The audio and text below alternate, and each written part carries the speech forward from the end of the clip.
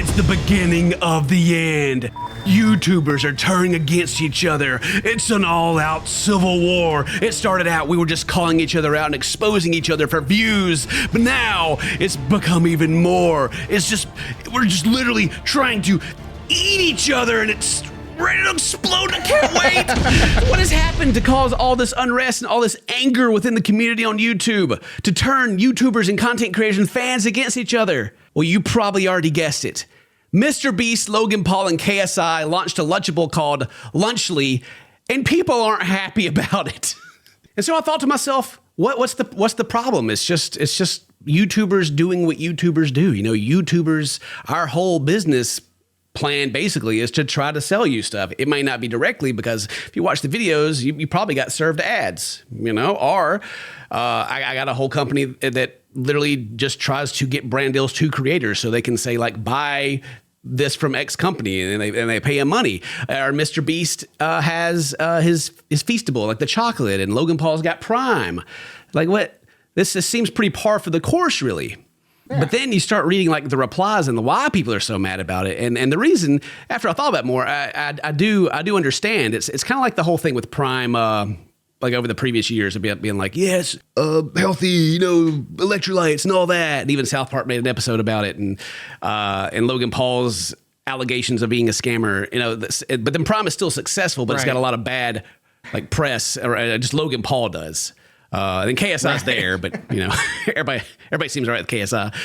And Mr. Beast having all of his things going on right now, like people have been trying to get him for what happened with the guy who worked with him, Chris, and like the alleged dude that works with him on set that was a registered sex offender, which I never know what came of that. I never heard anything else about that. Like Rosanna, she went on NBC to talk about like Mr. Beast's unsafe work conditions, and even to add more to it, Mr. Beast also has him and Amazon have I think they're getting sued. They're getting sued by contestants of their upcoming Beast Game show because they failed to pay minimum wages and overtime, failed to prevent sexual harassment. Participants weren't provided uninterrupted meal breaks and rest breaks.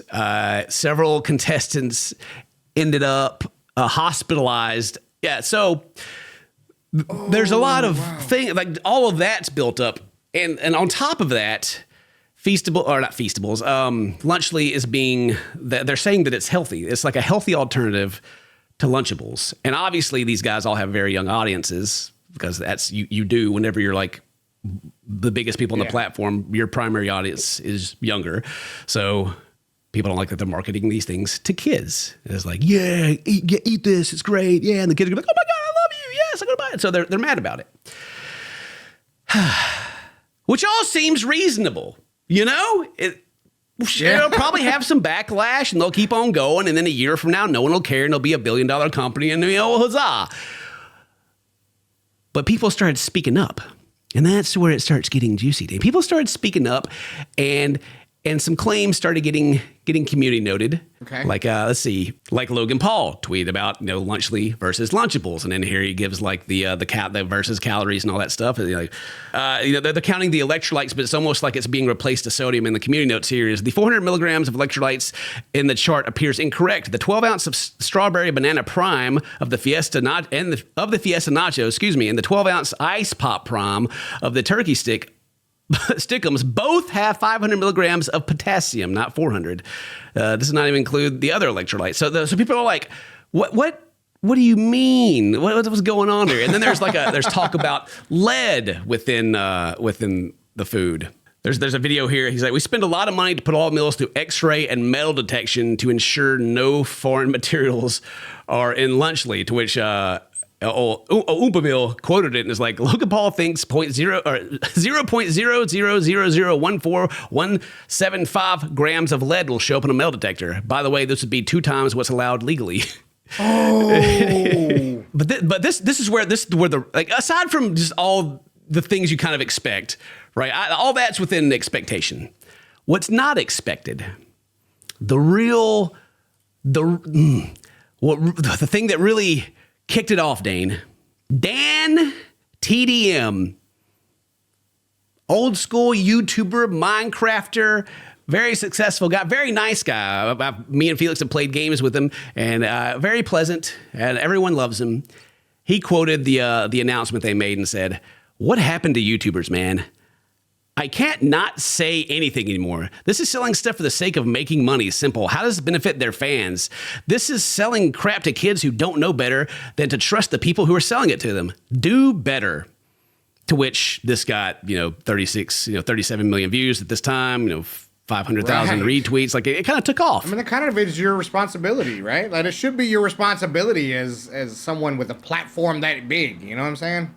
And then so when he said that, all three of the faces of Lunchly had responses, and all three were very, very different. Okay. KSI responded with, "Looks like crap to me," and linked pictures of like Dan's toys and things he sells, like U2s and things like that, to be like, "You're also selling junk that, you're doing the same thing. What a hypocrite," right? And it got community noted and said, "Not only has KSI worked with him before, the CEO of U2's, Austin Long, got his start by managing the Sidemen and was the executive producer on their YouTube Red show," and then being like, "Yeah, you're..." that one goes both ways. That's really not a thing. He went that way.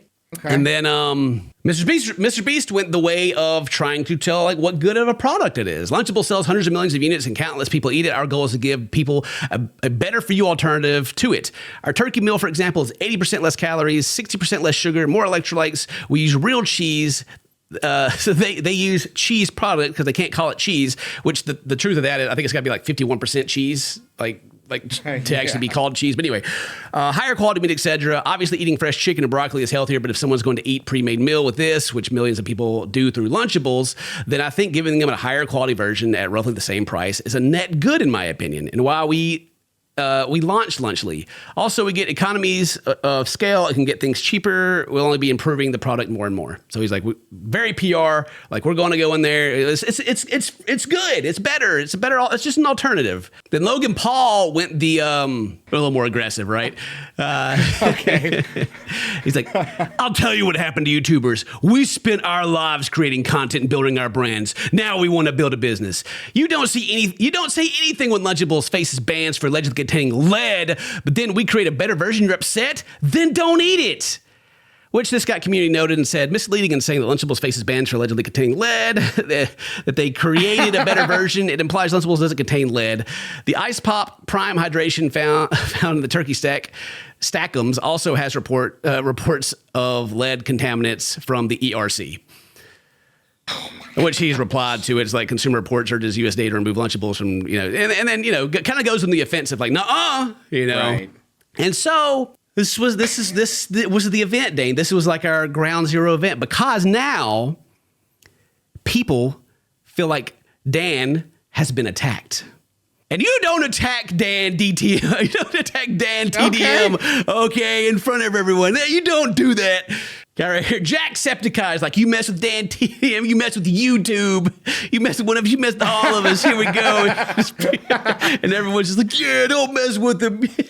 Rubber Ross here. If you told me 10 years ago that the YouTuber civil war was going to be started over what kids are eating for recess, I would have believed it immediately.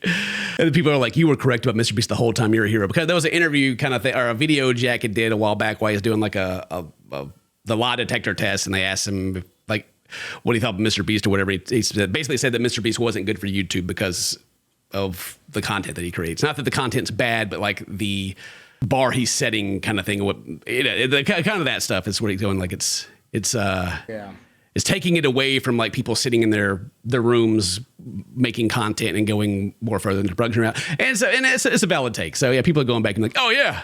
And then this also goes into the whole, lots of people have been jumping on Mr. Beast's case. Like even I was going through the earlier stuff, like all the allegations and stuff with Mr. Beast. And I was like, the dude literally doesn't have to say anything. He can just ignore it and keep going. Nothing will ever happen, right? Right. But then you launch something with something new targeting kids, and it's got Logan Paul involved, and everyone's big mad. Then you clap back at Dan. All right, Ken, officially, what side are we taking? There's only one side to take. We stand with Dan. All right, we stand with Dan. Dan the man. I've never actually spoken to any other guys. Mr. Beast follows me, and I sent him a message one time telling him that his email was hacked. And whoever answered it said thanks. But other than that, But Dan, I'll talk to Dan. Dan's good. He's a dad, fellow father. Don't mess with them. Don't do it. And of course, the internet's taking to making memes about it. You got people comparing it. So you got Lunchables on the left, Lunchly on the right. One has pizza, Capri Sun, actual candy. The other one has pizza, Prime, crap, Feastables, crap. Ooh, it's like I think it's his chocolate. He's got like a chocolate bar. Oh. He's been like trying to get into like production of stuff. So like I think it started out with him doing like the ghost kitchen stuff on like Uber Eats and things. You could get like Beast burgers and stuff, and then he's launched like the candy bars. Which like doing this it is normal, like launching things when you have people behind you. Like I even have ideas of things that I would like to launch and leverage my popularity to make the business successful. But it kind of comes into, just previous practices and like, is what people say. Yeah, people are looking at it as they should, suspiciously. I always kind of even thought like the whole burger thing was weird. Like I can get a Mr. Beast burger from my local Italian place, and that was really weird to me. Like, yeah, apparently that caused some issues too. Like some kitchens were like being shady and stuff, but his name was on it. Yeah, that got weird. I was just looking here. I don't know if this is true, but this guy, Jeff here says, looks like Mr. Beast is trying to nip the class action lawsuit problem in the bud with Lunchly. If you buy any products from their website, you waive a lot of rights, apparently. Source their policies and terms. They took a picture of this. There is section 21. Is this? No way. You shall not join any action with claims of any other person or entity or join or participate in class actions against Lunchly. So if you buy the product on the website, you're waiving your right to class action lawsuits? Goodness, wow. No way. Is that really on there? Hang on. Yeah, there it is right there. It's on the website. Oh my goodness. Wow. I wonder if that's like a normal, I wonder if this is in a lot of stuff when you go and agree to it and you don't even know it's in there. Huh. If you got any questions, you can email them, apparently. Jeez. KSI also had another reply, and he says, but he was talking about food. He was sponsored and promoted and made a whole video on Munch Pack, a monthly sub box full of food and candy to his Minecraft audience, full of kids. Now what? Which has also been community noted. And it's like the reference video is over 9 years old on DanTDM's second, or TDM, I keep saying DTM, TDM's second channel, more TDM. This was a one-off sponsorship where Dan was given a free food package from Munch Pack to try unique foods from around the world. This is clearly different from KSI's partnership with Lunchly. And it's like he keeps going, no, you, and everyone's like, dude, it's a completely different situation when you have like a stake in the company. Oh my God. Children's fentanyl. Oh my God. No. Children's fentanyl. Oh. This is the real dangers of AI, Dane. Oh my God. That's hilarious. And then this one goes back to like Logan Paul's post about like them scanning for foreign objects. And he's like, I was not lying. They blasted radiation into Lunchly. Oh, there's going in. Oh, goodness gracious. We're YouTube and you're dead. Some of the choices of people they have in this are not okay. Anyways, Anyway, yeah. The YouTube civil war is beginning. They're all turning against each other, apparently. This will all be over soon, and no one will care. But yeah. Until then, please leave a like on the video, leave a comment, do all that cool stuff. Today's your birthday. Happy birthday. Say toast, my friends. I love you. We'll see you next time. Bye-bye. I love how you looked at that picture and then changed teams again.